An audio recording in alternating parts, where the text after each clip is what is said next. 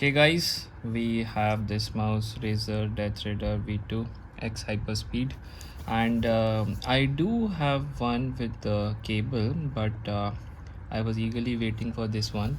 This is wireless. This is priced at 14,999, but obviously we got it for around 2,600 on Amazon. So let's quickly unbox it. Give me a second here. Okay.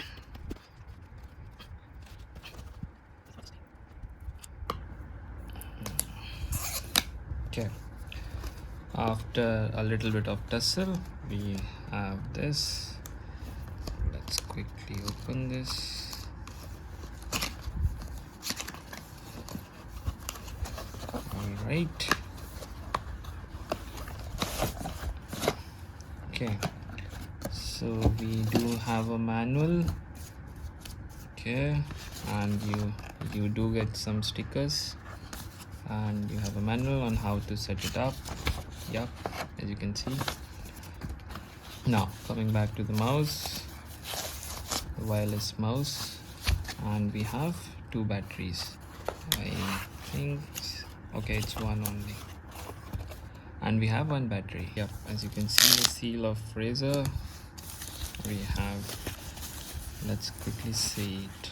Oh my god, it's a little big as compared to, 1 second. So this is a wired mouse that I had and I loved it.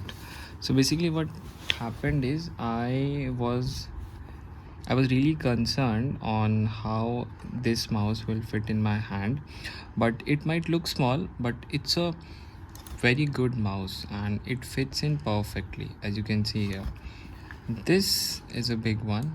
As you can see, you can rest your hands on this one, and the size of it is also big, as you can see as well, but it's totally worth it.